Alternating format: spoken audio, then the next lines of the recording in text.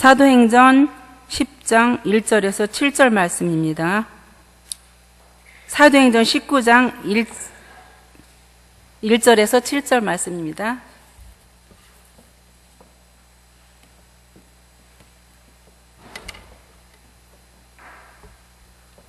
봉독하겠습니다.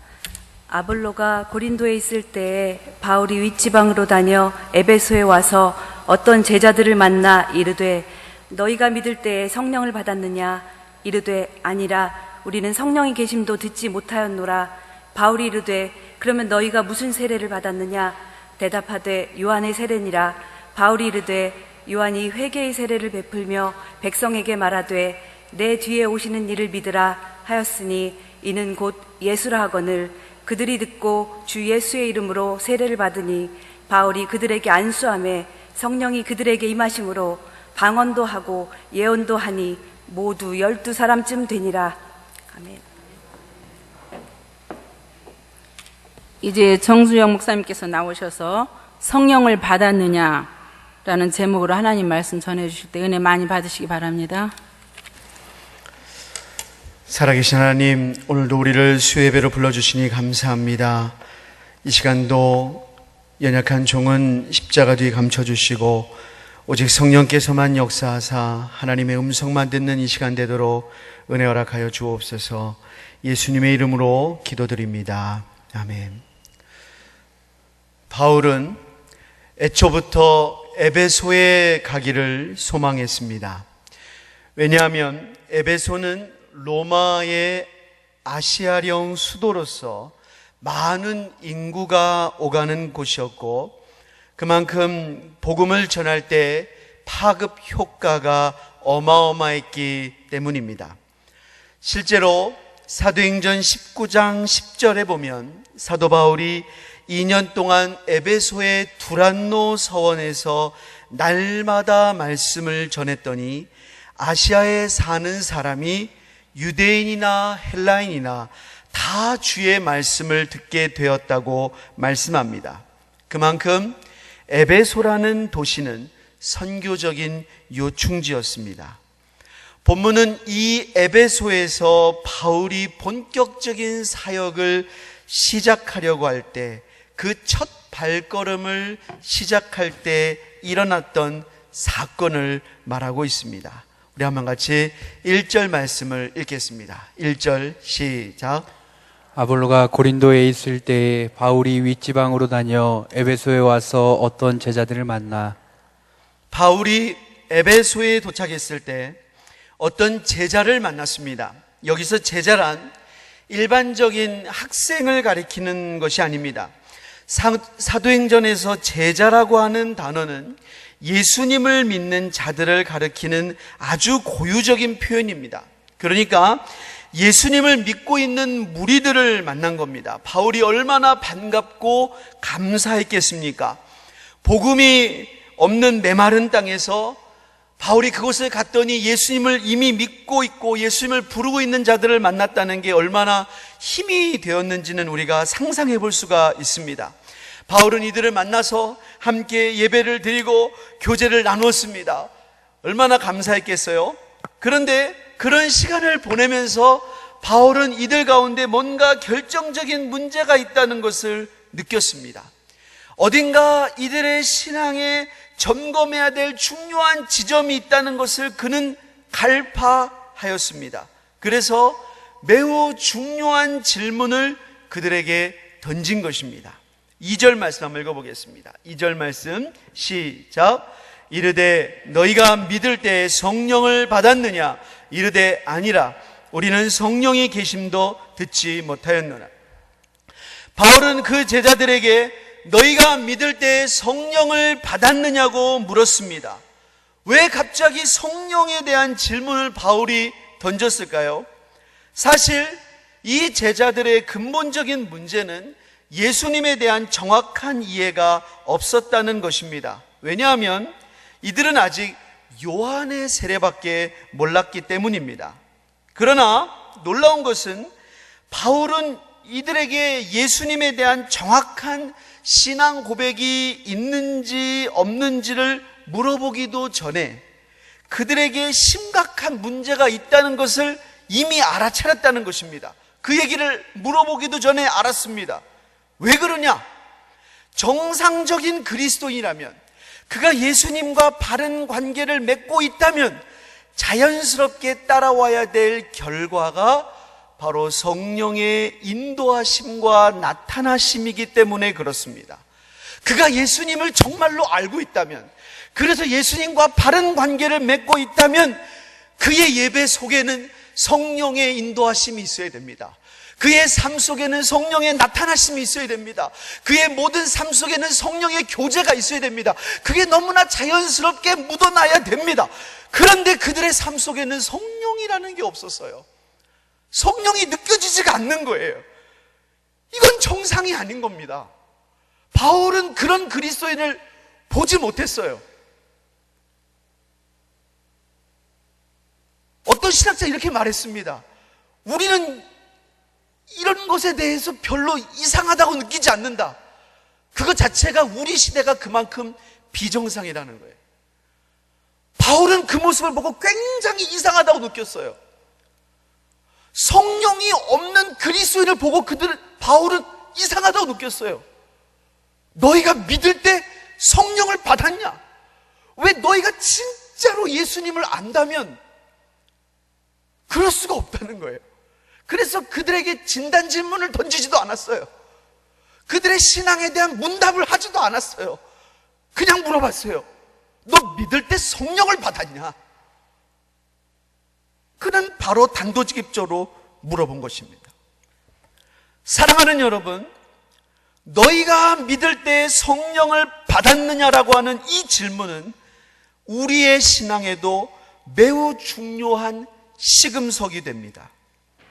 왜냐하면 우리의 신앙이 정말로 바른 진리에 기초한 믿음이라면 우리의 신앙생활에도 성령의 인도하심과 나타나심은 지극히 자연스러운 현상이어야 하기 때문에 그렇습니다.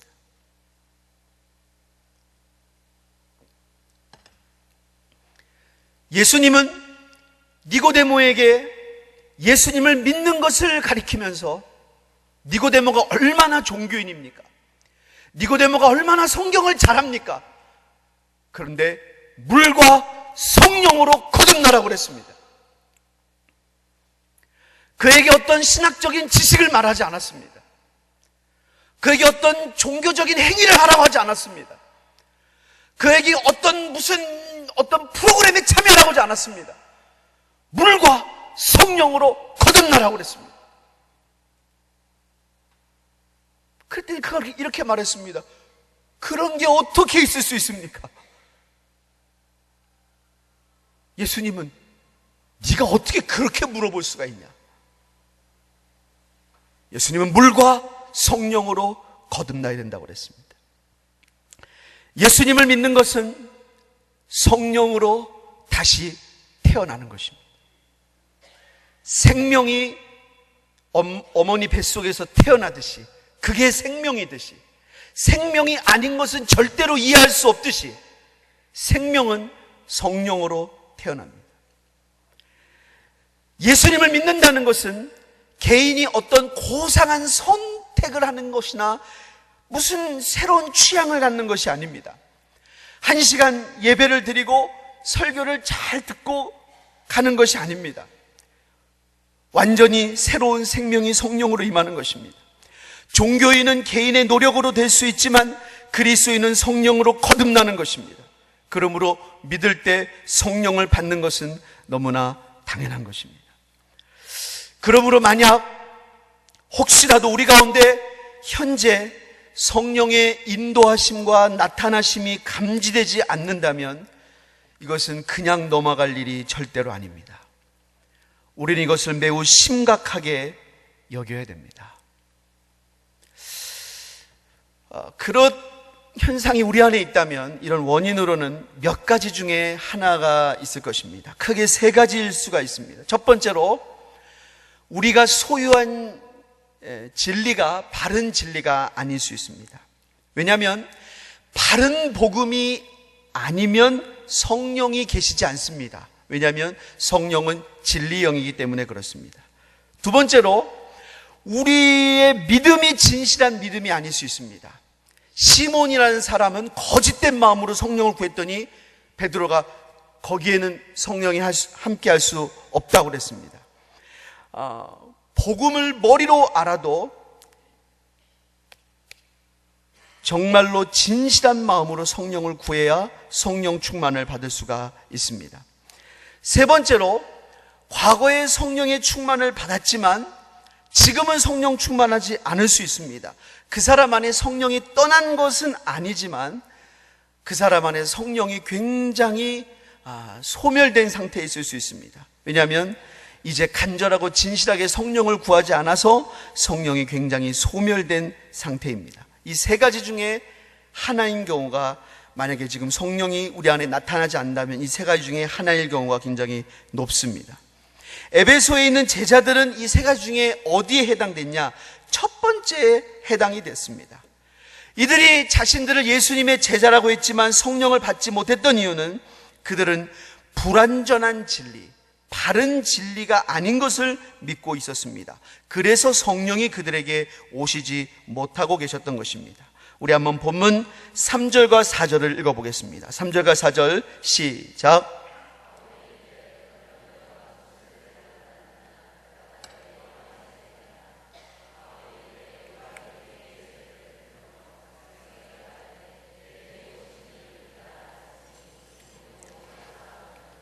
이들은 예수님을 믿었고 세례를 받았습니다.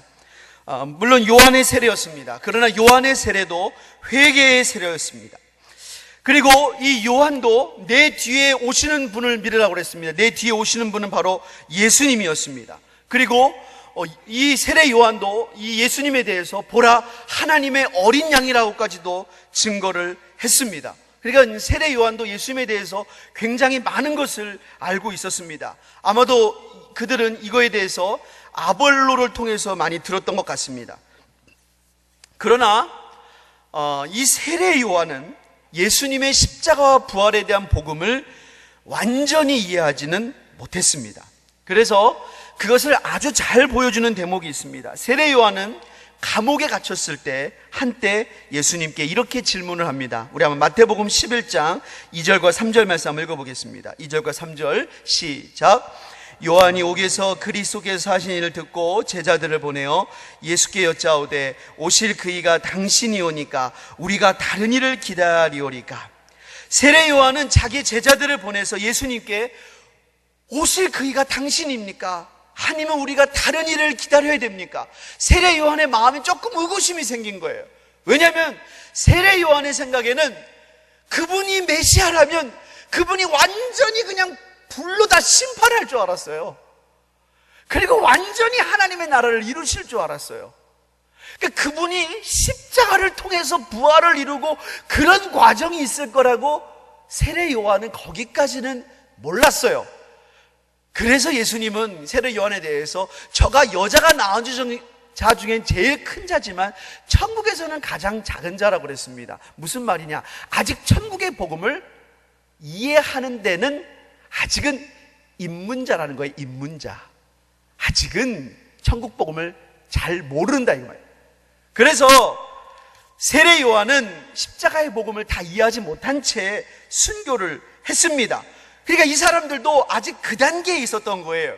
그래서 사도 바울은 바로 그 세례 요한이 증거한 예수님, 그 예수님으로 비롯된 십자가와 부활의 복음, 그리고 세례 요한이 바로 그 예수님께서 성령을 보내실 것을 약속하신 것부터 해가지고 그 복음을 전했습니다. 그리고 그 예수의 이름으로 말미암아 세례를 받게 했고 그 사역을 했더니 성령이 그들에게 임하셨던 것입니다.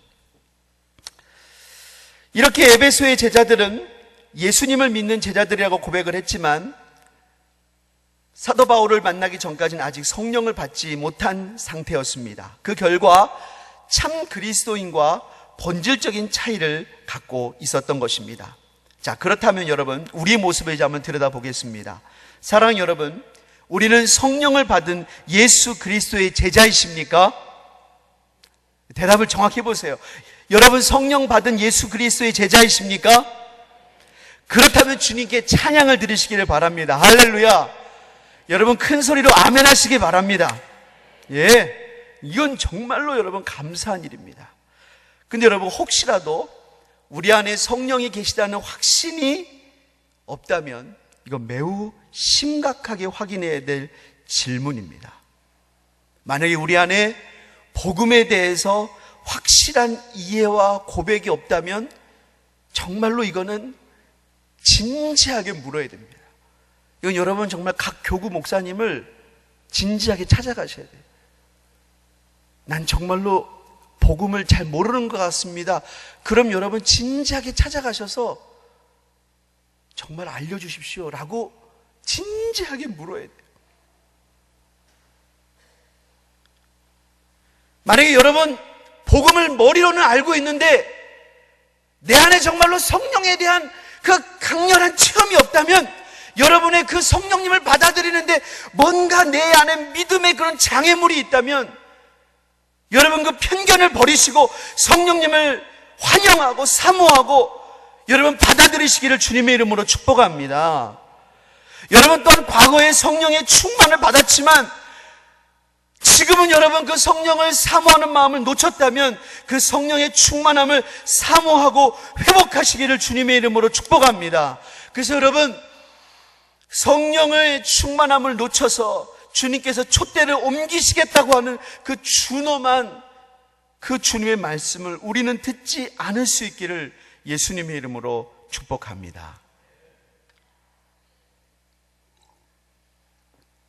그렇다면 성령이 임하실 때 나타나는 특징은 무엇일까요? 우리 한번 6절과 7절 말씀 한번 읽어보겠습니다. 6절과 7절 말씀 시작. 바울이 그들에게 안수함에 성령이 그들에게 임하심으로 방언도 하고 예언도 하니 모두 12사람쯤 되니라. 성령이 그들에게 임하시자 그들은 방언을 하고 예언도 하였습니다. 즉 그들은 그전에는 전혀 하지 못하던 일들을 성령의 초자연적인 능력으로 하기 시작했습니다. 이처럼 성령이 오실 때 우리에게 새롭게 시작되는 하나님의 일들이 있습니다.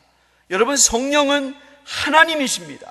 그러므로 성령이 우리에게 오시면 우리 안에서 하나님이 새롭게 시작하시는 하나님의 일들이 있습니다. 이건 여러분 일반 종교에서는 발견할 수 없는 거예요.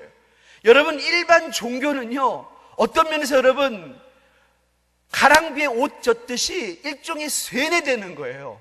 뭐냐면 여러분 계속해서 똑같은 말을 들으면요 이렇게 사람이 이렇게 계속 들으니까 심취하잖아요. 근데 여러분 성령을 받으면은요 이게 그냥 이렇게 계속 들어서 드는 게 아니라 어느 순간에 그냥 딱 하고 내 안에 팍 새겨지는 그런 게 있어요. 성령이 내 안에 탁 하고 찾아오시는 거예요. 이들은 그 전날까지는 방언을 못했어요. 그날부터 방언을 한 거예요. 그 전까지는 예언을 못했어요. 그날부터 예언을 한 거예요. 성령이 오시면 그때부터 하게 되는 그날부터 일어나는 변화가 있단 말이에요. 성령이 오시기 전과 오신 후가 달라지는 거예요. 그게 성령의 역사예요. 오순절 전날과 오순절 후가 달라지는 거예요. 마틴 로이드 존스는 이것을 모든 종교에 없는 현상이라고 그랬어요. 이건 어떤 종교와도 발견할 수 없다고 그랬어요. 그냥 여러분 오순절 날이 어떻습니까? 오순절 날 열흘 동안 기도했다는 거예요. 열흘 동안 기도에만 전무했어요. 얼마나 종교적이에요. 근데 그런 정도의 열심은 모든 종교에 있다는 거예요. 불교에도 여러분 동안거 하한거 있어요. 겨울 되면 동안거 합니다. 동안거 겨울에 막 기도합니다. 여름에 하한거 합니다. 천주교 가면 피정이 있어요. 여름 피정이 있고 겨울 피정이 있어요. 계속 기도만 해요. 그런 게 다 있어요. 그런데 오순절은 뭐냐면 열흘 동안 기도했어요. 그런데 성령이 임하시니까 그들의 열심을 가지고 기도한 것만으로는 설명할 수 없는 혀의 갈라짐이 빡 임한 거예요. 그게 성령이 오신 거예요. 이들도 마찬가지예요. 성령이 오셨어요. 뭔가 다른 일이 벌어졌어요. 하나님의 일이 시작된 거예요. 몇 가지만 말씀드리겠습니다. 성령을 받은 사람이 나타나는 중요한 특징 첫 번째는 하나님을 아빠, 아버지라고 중심으로부터 고백하게 됩니다. 로마서 8장 14절부터 16절 한번 읽어보겠습니다. 14절부터 16절 시작. 무릇 하나님의 영으로 인도함을 받는 사람은 곧 하나님의 아들이라. 너희는 다시 무서워하는 종의 영을 받지 아니하고 양자의 영을 받았으므로 우리가 아빠 아버지라고 부르짖느니라. 성령이 친히 우리의 영과 더불어 우리가 하나님의 자녀인 것을 증언하시나니. 그 전까지는 하나님만 생각하면 무섭고 두렵고 떨리기만 한 분들이 있어요. 근데 성령이 우리 안에 오시면 우리 속에서 하나님을 아빠 아버지라고 고백하게 돼요. 아빠, 여기 아람어로도 아빠는 유아 언어예요. 우리말로도 아빠는 어릴 때부터 배우잖아. 엄마, 아빠, 유아 언어죠. 하나님을 마치 어린아이가 부르듯이 아빠, 아버지라고 부른다는 거예요. 이게 여러분 내 영과 더불어 내 깊은 곳에서 저절로 고백이 되는 거예요. 하나님 아버지, 내가 하나님을 봤나? 하나님을 내가 본 적도 없는데 그냥 내 영어로 그냥 고백이 되는 거예요. 하나님 아버지. 이게 내 영으로부터 그냥 성령께서 깊은 곳에서 어느 순간 성령님이 내 안에 찾아오셨을 때부터 고백이 되는 거예요. 그전에는 하나님이 무섭고 두렵기만 했는데 이 일이 내 안에 시작되는 거예요. 할렐루야. 이런 일이 시작되신 분들은 아멘. 이게 정말로 우리 안에 시작이 되잖아요. 근데 여러분, 이것이 내 안에 정말로 고백된 사람은요, 아까 그 로마서 8장 14절의 말씀대로 하나님의 영으로 인도함을 받는 사람은 곧 하나님의 아들이라고 그랬잖아요. 그러니까 내 속에서 내 성령이 우리의 영과 더불어 하나님이 우리 아빠라는 걸 증거하는 것을 느끼는 사람은 이제 그게 우리의 영이 성령을 느끼는 가장 기초 단계예요. 내 영이, 성령이 우리 영과 더불어 하나님을 우리 아빠라는 걸 느끼게 해주세요. 그게 아주 기초 단계인데 그거부터 해서 이제 우리가 성령님의 뜻을 분별하는 기초가 생기는 거예요. 그래서 하나님의 영을 인도를 받아요. 이게 하나님이 기뻐하시는 거구나. 이게 하나님이 원치 않으시는 거구나. 하나님이 기뻐하시고 싫어하시는 것을 우리 영이 느끼기 시작한단 말이에요. 성경의 대표적인 예가 나오죠. 사도행전 16장 6절 7절 말씀 한번 읽어보겠습니다. 16장 6절 7절 시작.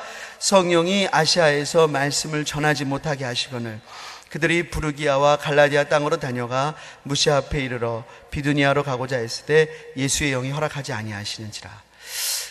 바울은 아시아로 가려고 그랬습니다. 이건 바울의 이 선교 여행을 보면 바울이 일단 기본적으로 바울이 굉장히 해안이 넓은 사람이라는 걸 알 수 있어요. 이 세계적인 지리에 대해서 굉장히 그가 트인 사람이에요. 바울이 가려고 했던 곳은 정말 요충지입니다. 그가 그 단기간 안에 그의 그 노선을 봤을 때 굉장히 트인 사람이에요. 지금처럼 뭐 인터넷이 있는 것도 아닌데 그는 가려는 곳이 굉장히 아는 사람입니다. 그가 아시아로 가려고 했던 것은 그는 2차 선교 여행부터 그는 에베소로 가려고 했다는 뜻이에요. 그는 빨리 가서 복음을 꽂으려고 했던 거예요. 그런 뜻이 있었는데 그때는 처음에는 성령이 그것을 막았다는 거예요. 그는 가고자 했지만 그때는 성령이 막았어요. 그걸 느꼈어요, 그가. 그러니까 틀었어요. 그 다음에 비두니아로 갈 때 그때는 또 예수의 영이 딱 막았어요.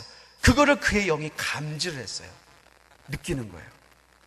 성령님이 아니야, 바울 아니야, 아니야. 이 감지가 되는 거예요.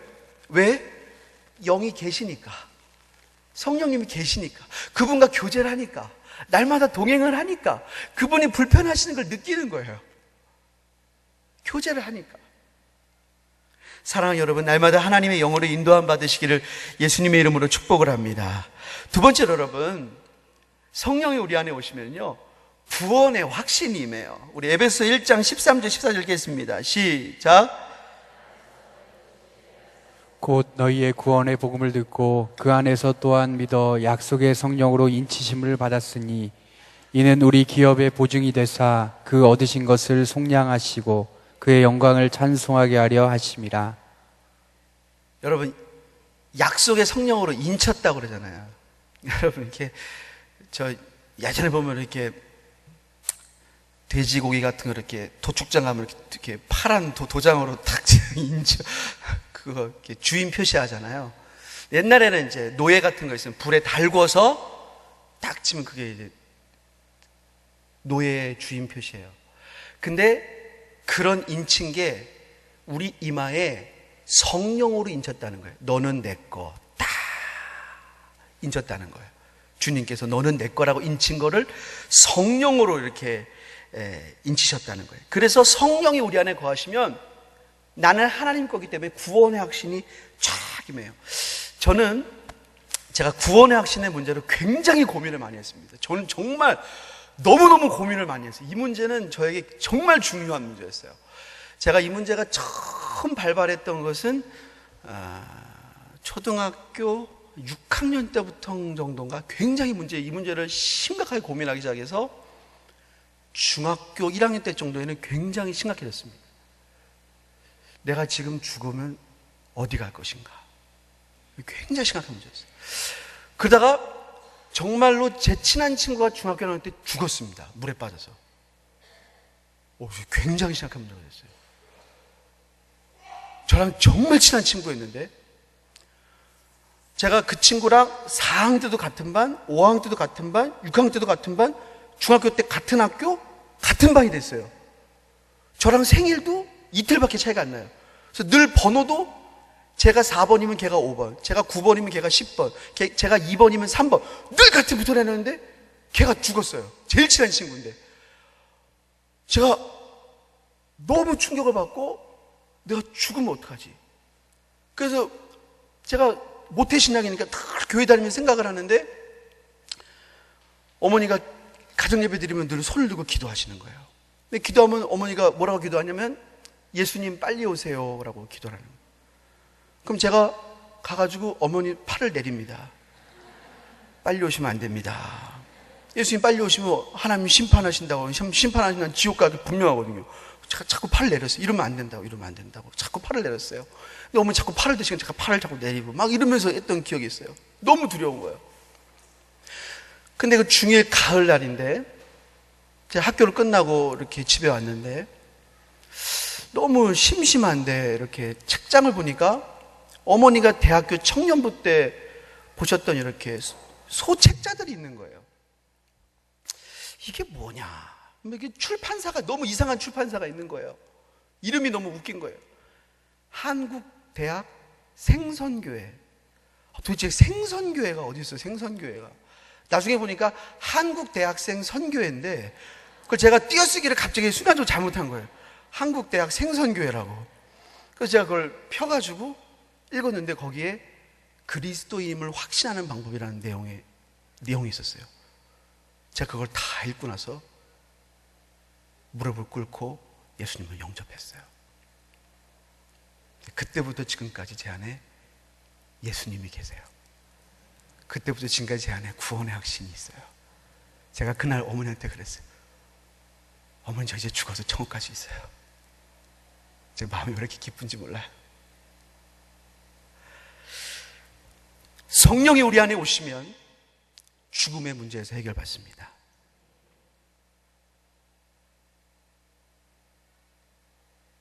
죽음 앞에 겁을 내는 사람, 성령님이 여러분 안에 오시면 해결받습니다. 세 번째로 성령님은 성령의 은사를 주십니다. 고린도전서 12장 7절부터 11절 말씀 읽어보겠습니다. 7절부터 11절 시작. 각 사람에게 성령을 나타내심은 유익하게 하려 하심이라. 어떤 사람에게는 성령으로 말미암아 지혜의 말씀을, 어떤 사람에게는 같은 성령을 따라 지식의 말씀을, 다른 사람에게는 같은 성령으로 믿음을, 어떤 사람에게는 한 성령으로 병 고치는 은사를, 어떤 사람에게는 능력 행함을, 어떤 사람에게는 예언함을, 어떤 사람에게는 영들 분별함을, 다른 사람에게는 각종 방언 말함을, 어떤 사람에게는 방언들 통역함을 주시나니 이 모든 일은 같은 한 성령을 행하사 그의 뜻대로 각 사람에게 나누어 주시는 것이니라. 어떤 분들은 성령의 은사에 대해서 냉소적인 경우가 있습니다. 이거에서 편견이 있어요. 예를 들면 은사를 운운하는 것은 비이성적이고 조금 약간 좀 너무 지나치다고 생각하는 분들이 있어요. 그러나 여러분, 은사를 주신 분은 성령님이십니다. 은사를 주신 것은 유익하게 하기 위함입니다. 은사를 주신 것은 교회를 세우고 그리스도를 증거하기 위함입니다. 사랑하는 여러분, 은사가 없어도 기도할 수 있습니다. 여러분, 은사가 없어도 전도할 수 있습니다. 은사가 없어도 말씀을 전할 수 있습니다. 근데 여러분, 여러분, 우리가 다른 교회랑 축구를 하는데 축구화 없이 축구하시는 게 좋겠습니까? 축구화를 신고 축구하는 게 좋겠습니까? 당연히 축구화를 신고 축구하는 게 좋겠죠. 네.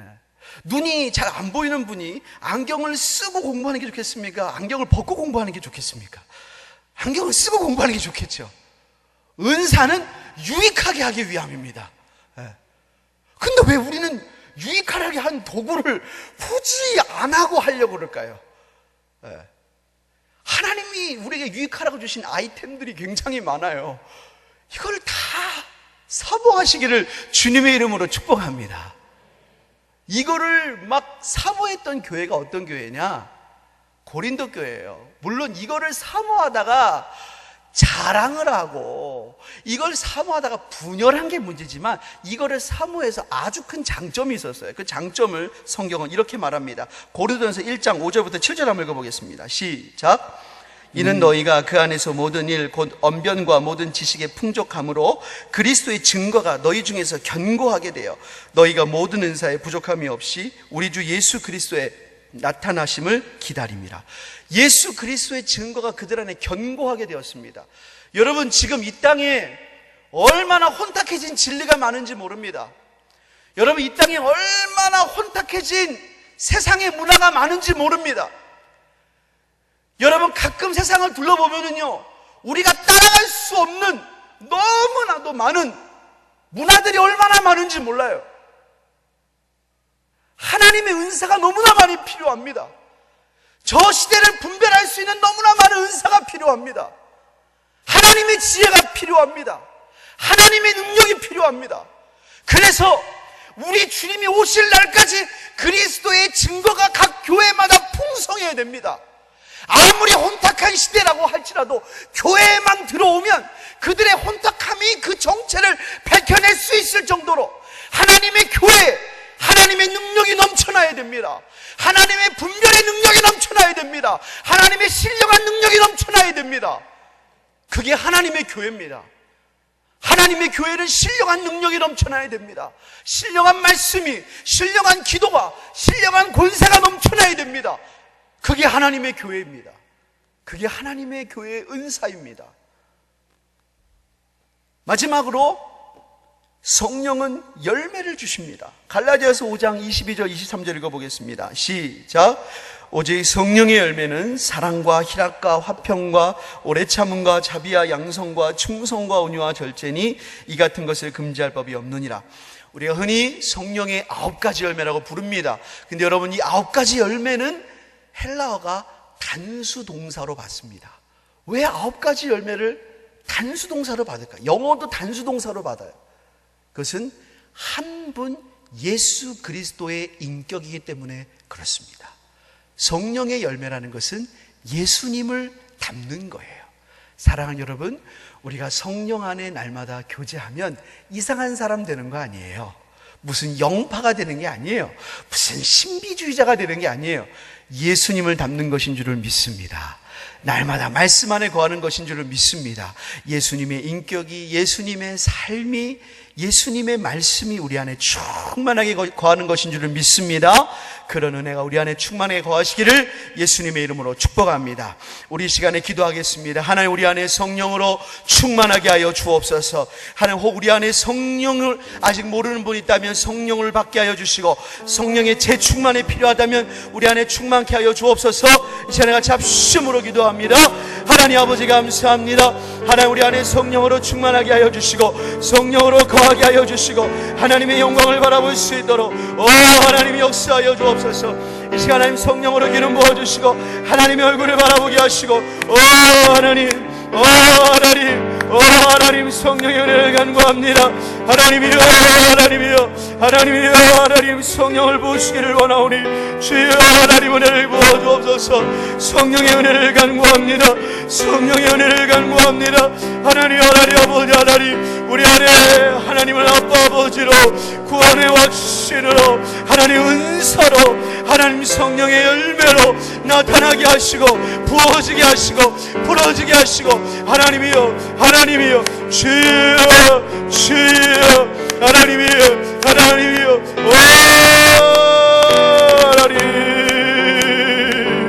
주여 하나님 우리 안에 성령으로 나타나시고 하나님이 나여 주시기를 원하오니 주여 하나님 영광 받아 주옵소서. 주님을 신뢰합니다. 하나님을 의지합니다. 하나님 성령이 우리 가운데 임하여 주어서 하나님 성령이 우리 가운데 임하여 주어서 우리가 머리로만 하는 신앙이 아니라 우리가 정말로 성령 안에 거하는 성령의 불이 임하는 성령의 능력이 임하는 우리가 살아있는 신앙이 되기를 원하오니 하나님 역사하여 주옵소서. 우리나라와 민족을 위해 기도합니다.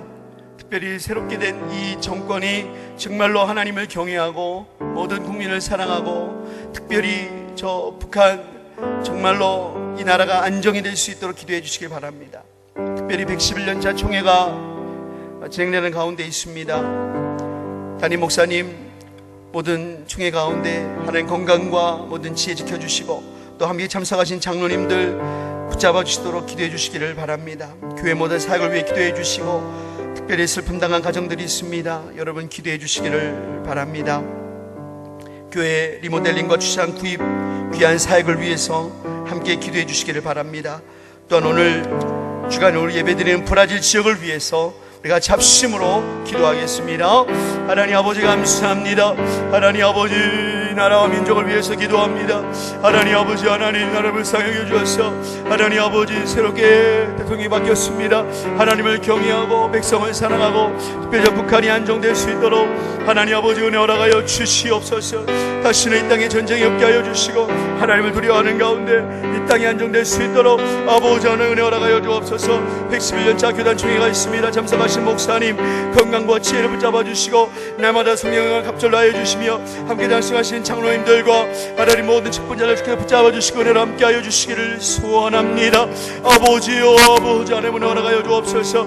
하나님 슬픔을 당한 가정들이 있습니다. 하나님 위로하시고 하늘의 위로로 붙잡아 주시기를 원합니다. 아버지 교회 여러 가지 살 가운데 함께 하여 주사 주님 은혜 가운데 진행되게 하여 주시며 교회 리모델링과 주차장 구입을 위해 기도하오니 하나님 은혜 가운데 순적이 진행될 수 있도록 하나님 아버지 은혜 허락하여 주옵사여 주옵소서. 오늘 주간 예배드리는 보랄 지역 가운데 함께 하여 주사 날마다 모이기 힘쓰며 기도하며 주의 영원 나타내 부족함이 없도록 우리 하나님 역사하여 주시옵소서.